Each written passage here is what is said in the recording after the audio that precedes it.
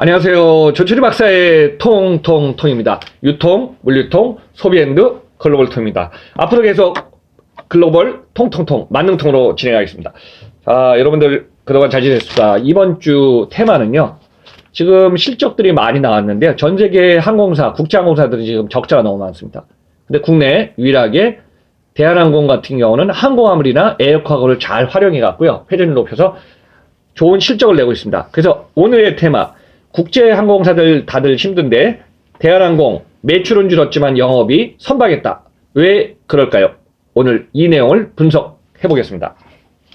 참 세상의 흐름은 참 빠릅니다, 여러분들. 벌써 우리가 2020년 힘든 세상을 보내오더니 올해 또 연장이 됐죠. 거기서 이제 저도 그렇지만 여러분들도 아마 똑같을 거예요. 어떻게 보면 갇혀있는 느낌이죠. 더 이상 나가지 말라 만나진다. 그래서 오늘은 좀 세상을 좀 넓게 봤습니다. 국제 간에 이동할 때는요, 제가 항상 강조하지만은 공항을 통해서 우리는 비행기를 타고 해외로 나가죠. 아니면은 항만을 통해서 배 아니면 또 여객기, 선박을 타고 우리는 또 여행을 가고 이동을 하게 됩니다.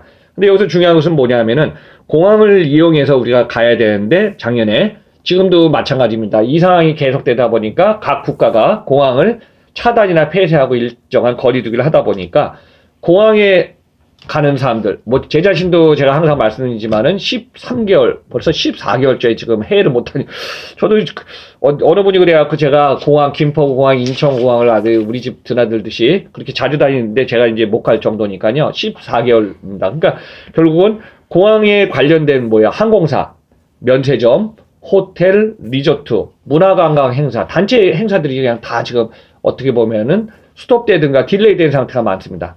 그러다 보니까 여기에서 가장 중요한 거는 사람이 움직이는 걸 우리는 여객, 패신저고요. 그래서 여객 화물이라 합니다. 여객. 그리고 화물이 움직이는 건 이제 에어카고라 그러는데 사람이 못 움직였어요. 자, 이 상황에서 어떤 일이 있었을까요? 저희 포인트. 전 세계 항공사들이 80에서 90% 거의 여객수가 줄다 보니까요. 매출 규모가 거의 2조 원, 3조 원, 많게는 10조 원 이상의 매출, 영업 손실을 좀 내고 있습니다. 그래서 이제 항공사들은 여러분들 보면 대표적으로 큰 항공사 제가 몇 개 있습니다. 자, 미국 하면은 박 PD님 유해항공 아시죠? 네. 델타도 들어오셨죠? 네. 네. 그 다음에 아메리카 에어라인도. 미국은 우리나라 땅에 100배고 엄청 시차도 3시간 크니까 항공사들이 많아요. 편수도 많고. 자, 여러분들 이제 항공사에서 항상 매번 인기 선호도 하면은 싱가포르 항공이 항상 탑3에 들어가거든요. 그리고 항공사에서 가장 고가 항공은 유명한 게 어디냐? 두바이 에미레이트 항공입니다. 근데 에미레이트 항공도 여객에다가 중점을 뒀더니 여객이 안 돼. 그래서 지금 모든 항공사들이 다 힘듭니다. 자, 항공사에게다 여기 포인트는요. 항공사들은 얼라이언스가 있어요. 우리가 해운팀들도 보면 얼라이언스가 있듯이 가장 큰 것이 스타 얼라이언스. 우리나라 이제 아시아나하고 유해항공하고 글로벌에 한 30여 개가 있는 게 스타 얼라이언스고요. 두 번째 큰 게 우리나라 대한항공하고 연결된 스카이팀이 있어요. 그리고 세 번째는 원워드라는 얼라이언스 연합체들이 있습니다. 근데 이런 항공사들도 서로 연합하려고 어때요? 지금 여객 수요에 연합을 많이 하거든요. 항공화보다. 근데 이상이 힘들어졌습니다. 자, 세 번째는 어떤 내용이냐면요. 대다수의 여객 화물이 줄다 보니까 지금 사람을 못 옮겨도 우리 항공화물을 엄청 운임도 상승했죠. 많이 이동하지 않습니까? 그래서 항공화물만 전문으로 했던 국제 특성회사들은 매출이 너무 좋아졌어요. 자, DHL, FedEx, UPS는요.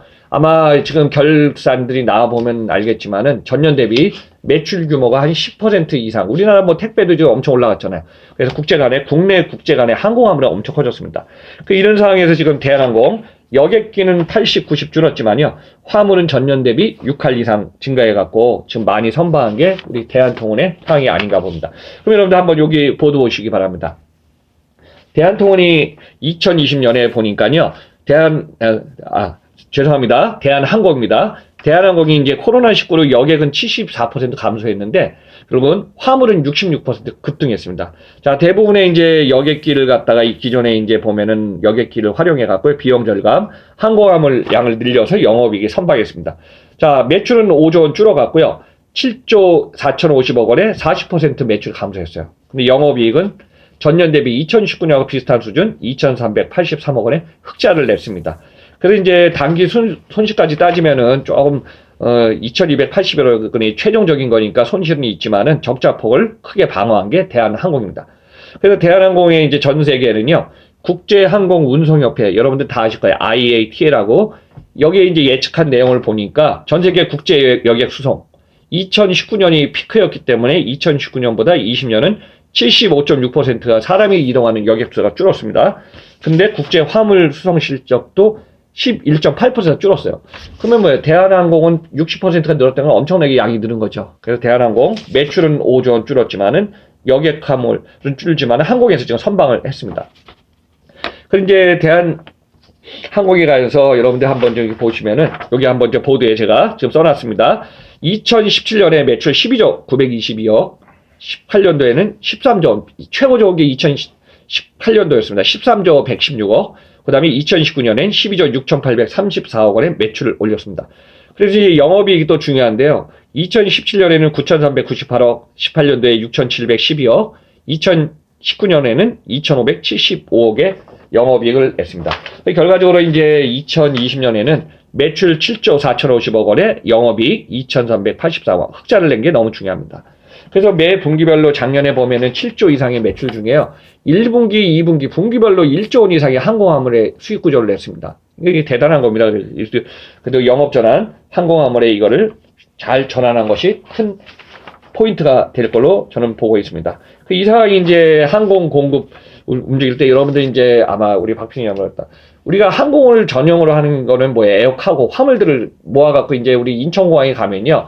인천공항의 공항 화물 터미널에 거기 보면은 이제 배후단지라고 있어요. 그래 대표적으로 거기에 많은 기업들 들어가 있는데 대표적으로 우리나라에 저기 뭐예요? 항공화물하고 저기 포워딩에 유명한 판토스 아니면 국제적인 회사 쉔커 이런 회사들이 이제 대한통운도 그렇지만 이제 거기 배후단지에 항공화물을 많이 갖췄거든요. 물류단지를. 그러면 이제 국내에서 화물들이 와서 모이면요. 항공화물은 컨솔을 해갖고 보통 3톤 ULD에다 넣어갖고 이제 항공기에다 싣거든요. 그 이제 특송을 하는 회사들은 그렇지만은 일반 여객기에 보면 기억나실 거예요. 우리가 이제 비행기랑 짐을 실어야 되잖아요. 네. 그럼 백어지라고 그래갖고 백에 이제 짐을 갖다가 보통 뭐 에코노미 클래스는 20kg, 그 다음에 저가 항공사는 뭐 15kg 정도더라고요. 그리고 비즈니스 클래스는 32kg를 뭐 한 2개 정도 주거든요. 그러면 그 짐을 실지만은 그 외에 우편화물 같은 거 우리가 붙이는 화물도 거기다 막 넣잖아요. 화물기 안에 보면은 그 밑에 화물을 넣는 거 있잖아요. 그걸 갖다 전문용어로 벨리라고 그럽니다. 거기 넣는. 그래서 이제 대한항공 같은 경우도 여객기의 그 벨리 수송이 많이 줄었잖아요. 왜냐면 여객기를 못 띄우니까. 그래서 그 상황에서 대한항공은 어떻게 했냐면은 기존의 여객기를 항공화물로 좌석을 뜯어내고요. 항공화물 쪽으로 다 개조시켰어요. 그래서 이제 기본적으로 이제 대한항공이 움직이는 여객기가 한 23기 정도가 있다 그래요. 근데 여기에다가 지금 물동량은 늘어나 항공화물 운임은 지금 증가했어. 그러니까 어떻게 해요? 계속 수요를 충족해야 되잖아요. 그래서 이제 공급량 조절해야 되니까 그래서 이제 여객기를 전환하면서 작년에 많은 사항을 선박을 했습니다. 아마 이거 안 했으면 대한항공도 힘들었을 거예요. 근데 이제 60%가 항공화물을 선박했습니다. 그러다 보니까 지금 이 상황에서요, 어떤 저기가 있냐면은 기업들은 이제 움직이다 보면 경영 환경이 너무 중요하거든요. 그러면 대한항공, 국내는 여러분들 한번 참고로 해봅시다. 한번 제가 기억나는 항공사 한번 얘기해 볼까요? 자, 대한항공이 보통 매출이 한 12조, 13조 할 때가 있었는데 지금 대한항공이 지금 7조 했어요. 그러면 아시아나가 제가 결산 나오니까 한 4조 정도 했더라고요. 근데 아시아나부터 다 영업 손실이에요. 그 외에 저기 저가항공사 어디 기억나면 한번 박근혜 얘기해 보십시오. 제주항공. 그래요. 제주항공. 그다음에 진에어. 그래요. 제주항공, 진에어, TA항공. 네. 그쵸. 그 다음에 에어 부산, 에어 서울 있죠. 네. 그 다음에 이제 막 면허를 취득해갖고 세계항공사가 움직이려고 하다가 작년에 지금 이 상황이 나왔고 뭐 지금 거의 스타트를 못하고 있어요. 그러니까 우리나라에 총 9개가 있어. 그래서 3개는 준비하다 지금 멈췄고, 그 다음에 이제 저가항공사가 4개 정도 있죠. 근데 이제 전 세계에서 이렇게 화물을 저기 움직이기가 여객을 움직이는 것 같은 경우는 너무 힘든데, 대한항공의 라이벌이라고도 하지만은 국제 이제 국정항공사라 그래갖고 이제 큰 항공사들은요. 우리나라 대한항공하고 아시아나는 탑10 안에 못 들었어요. 두 개가 합치면은 가능성이 있어요. 그래서 지금 아직까지는 결정 안 났지만은 대한항공이 지금 어디에요? 아시아나항공이 이제 보면은 매각 대상자가 돼갖고 지금 산업은행이 추진하다가 여러 가지 지금 M&A 할 수 있는 기업이 필요하잖아요. 그 상황에서 이번에 뭐 경영 통합회라 여러 가지 있지만 결과는 시간이 지나서 이제 어떤 투자자라든가 산업은행 측하고 여러 가지 조율하겠지만은 아마 이 두 회사 기존에 잘 나갔을 때 매출 12조 원하고 그 다음에 6조 7조 했다는 대한항공 아시아나가 지금 2020년도는 7조하고 4조예요. 그러니까 11조로 많이 줄었죠. 그러면 이 두 개 항공사 합치면요. 전 세계 겹치지 않는 네트워크들이 있거든요. 아마 전 세계 탑 10 안으로 올라갈 거예요. 항공화물도 많아질 거고요. 그래서 이제 그거는 뭐 국가 정책이나 또 저기 산업은행에 관련되어 있지만은 이 대한을 아시아랑 합치면은 전 세계 이제 큰 맘모스 항공사가 됩니다. 자, 전 세계는 이제 큰 항공사들이 많이 있어요. 그 대표적으로 대한항공이 지금 그래도 선방했지만은 글로벌 항공사들은 어느 정도 와 있냐면요. 자, 아까 우리 박순이 얘기했지만 미국의 델타, 아메리카, 유나이트가 있죠.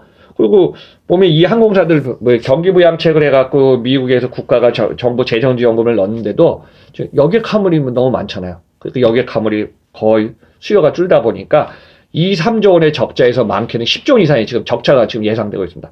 자, 우리 가까운 일본 옆에 있는 항공사들 기억나는 거 있죠?